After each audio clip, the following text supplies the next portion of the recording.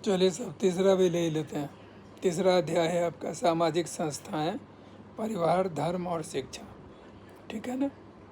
सामाजिक संस्थाएं वे संगठित व्यवस्थाएं हैं जो समाज की बुनियादी आवश्यकताओं को पूरा करती है। इन संस्थाओं के माध्यम से समाज और परंपरा, मूल्यों, विश्वासों और संरचना को एक पीढ़ी से दूसरी पीढ़ी तक पहुंचाया जाता है। Generation to generation hand over किया जाता है। मतलब ये हुआ। सामाजिक संस्थाएं व्यक्ति को समाज के अनुरूप ढालती है, सामाजिक नियंत्रण व व्यवस्था बनाए रखने में सहायता करती है। अब आते हैं सामाजिक संस्था की परिभाषा पे, इसको नोट कर लीजिएगा। एम.एन. श्रीनिवास के अनुसार सामाजिक संस्थाएं वे सामान्य व्यवहार पैटर्न हैं जो सामाजिक जीवन को नियमित और क्रमबद्ध करते हैं। एक बार फिर पढ़ देता हूँ। सामाजिक संस्थाएं वे सामान्य व्यवहार पैटर्न हैं जो सामाजिक जीवन को नियमित और क्रमबद्ध करते हैं।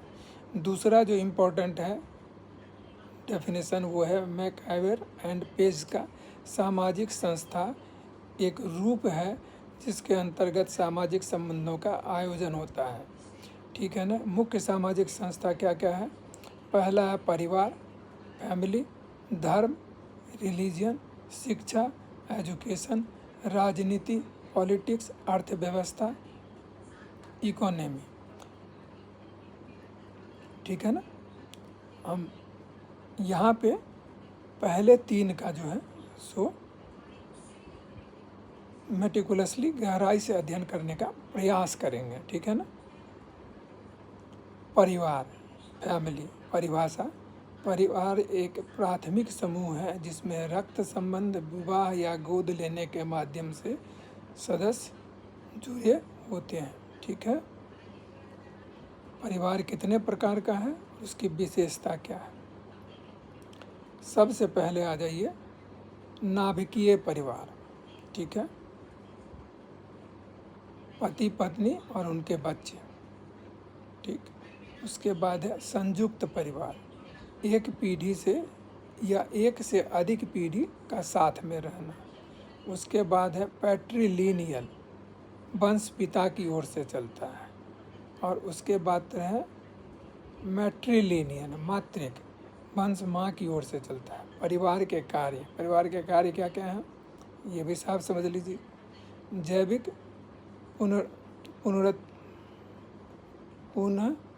पुनरुत्पादन, सामाजिकरण, सोशलाइजेशन, भावनात्मक सुरक्षा।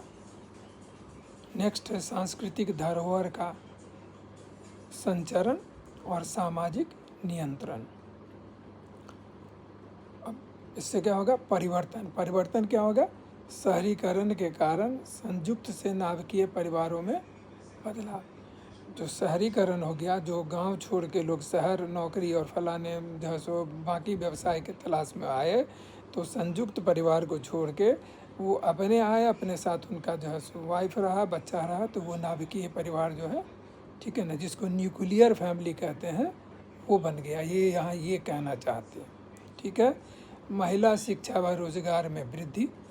ठीक है। बट नेचुरल गांव में खाना पीना बनाना रहता था, यहाँ आने के बाद जो है सो जब ज़रूरत पड़ी तो जो है सुविधा होने के कारण वहाँ पर भी जो है सो महिला शिक्षा, रोजगार, इस सब में जो है सो उन लोगों को भी उपलब्ध हुआ। ठीक है ना। विवाह की आयु में बढ़ोतरी और तलाक दर में वृद्धि, ये भी एक इसका आउटकम हुआ। दूसरा हम डिस्कस कर लेते हैं धर्म, रिलीजियन पे।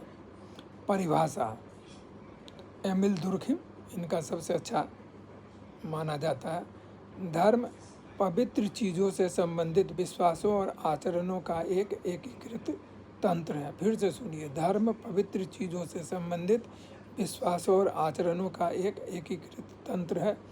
धर्म के कार्य क्या क्या हैं? सामाजिक एकता का निर्माण, नैतिक मूल्यों की स्थापना, संकट के समय मानसिक बल, जीवन की अनिश्चितताओं का उत्तर और सामाजिक नियंत्रण। ठीक है। धर्म और समाज। धर्म समाज को नैतिक दिशा देता है। ठीक है ना। धर्म सामाजिक असमानता को वैधता भी दे सकता है, जैसे जाति व्यवस्था। धर्म निरपेक्षता और भारत। भारत एक धर्मनिरपेक्ष राष्ट्र है जहाँ सभी धर्मों का समान सम्मान दिया जाता है।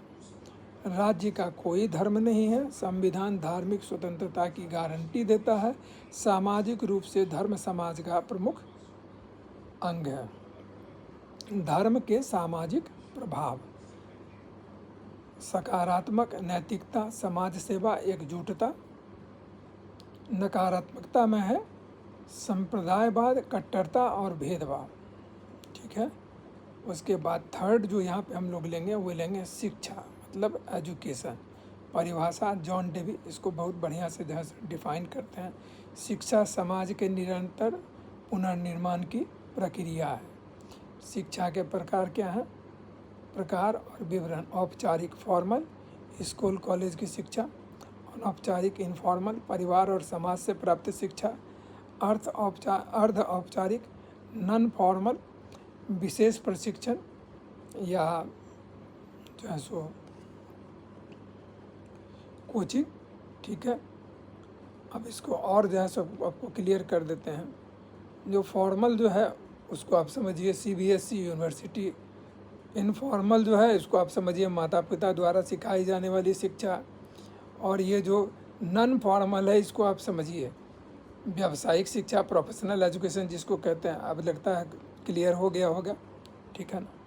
नहीं हुआ होगा तो पूछ लीजिएगा, आगे उसको भी क्लियर कर देंगे। शिक्षा के सामाजिक कार्य: सामाजिकरण 1, सांस्कृतिक संचरण 2, सामाजिक गतिशीलता 3, वैचारिक जागरूकता 4 और सामाजिक समरसता 5। यह शिक्षा के सामाजिक कार्य हैं। शिक्षा और असमानता: उच्च शिक्षा तक पहुंच की विषमता, निजी और सरकारी विद्यालयों में गुणवत्ता का अंतर, जातिगत, लैंगिक और आर्थिक भेदभाव। ठीक है। राष्ट्रीय शिक्षा नीति NEP नेशनल एजुकेशन पॉलिसी 2020 की विशेषताएं: 5+3+3+4 की संरचना, मातृभाषा में शिक्षा, समावेशी और मूल्यपूरक शिक्षा, कौशल विकास और तकनीकी शिक्षा पर बल। ठीक है। तीनों संस्थाओं का तुलना: परिवार सामाजिक की भूमिका है, सामाजिकरण, सुरक्षा, सामाजिक अवसर, नैतिकता और परंपरा, धर्म इसकी भूमिका है, आस्था, नैतिक मार्गदर्शन, सामाजिक असर, सामाजिक नियंत्रण। उसके बाद है शिक्षा, ज्ञान कौशल। शिक्षा की जो भूमिका है ज्ञान और कौशल। और उसके बाद है सामाजिक असर, सामाजिक गतिशीलता। भारत में संस्थागत परिवर्तन के कारक: औद्योगिकरण, नगरीकरण, वैश्वीकरण, महिला सशक्तिकरण और तकनीकी क्रांति। प्रमुख समाजशास्त्री और उनके विचार: समाजशास्त्री और उनका योगदान। एमिल दुर्खिम धर्म को सामाजिक एकता का साधन माना। मैक्स वेबर धर्म और पूंजीवाद का संबंध बताया। और टॉलकाय पार्सन्स संस्था सामाजिक व्यवस्था बनाए रखती है यह बताया। और बाबा भीमराव अंबेडकर या डॉक्टर भीमराव अंबेडकर उन्होंने शिक्षा को सामाजिक न्याय का साधन बताया। इससे भी संभावित जो प्रश्न है वो एक बार जो है सो डिस्कस कर लेते हैं, फिर इसको कंक्लूड करते हैं। भारत में पारिवारिक संरचना में आए परिवर्तन की चर्चा कीजिए। धर्म सामाजिक एकता व विघटन दोनों का साधन कैसे बनता है, विवेचन कीजिए। शिक्षा सामाजिक गतिशीलता का माध्यम कैसे बनती है, यह बताइए। ठीक है। अब इसको जो है तो कंक्लूड कर लेते हैं। परिवार, धर्म, शिक्षा ये तीनों संस्थाएं किसी भी समाज की रीढ़ होती है। ये न केवल व्यक्ति को समाज से जोड़ती है बल्कि समाज की निरंतरता, स्थायित्व और परिवर्तन में भी सहायक होती है। ठीक है ना?